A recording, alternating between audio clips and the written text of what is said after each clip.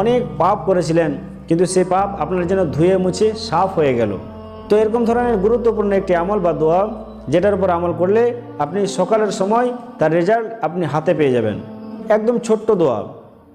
আপনি যেমন ঘুমানোর সময় উজু করে ঘুমাবেন, যেমন আপনি তাসবিহ তাহলিল পাঠ করবেন, যেমন আপনি দোয়া পড়েন দোয়া পড়বেন, যেমন আপনি আয়াতুল কুরসি পড়বেন, এগুলো আপনার আমল। এর সাথে আপনাকে একটি দোয়া, একটি ইস্তেগফার পাঠ করতে হবে। যদি করেন তো আল্লাহ তাআলা আপনাকে মনের মধ্যে একটা আলাদা ধরনের শান্তি দান করবেন। আপনার গুনাহগুলো যেন ধুয়ে মুছে সাফ হয়ে গেছে, আপনি নতুন সকাল একটা পেয়ে যাবেন বলতে পারেন।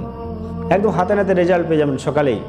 সেই দোয়াটি বা সেই ইস্তেগফারটি কি, একদম ছোট্ট আমাদের সকলের জানা।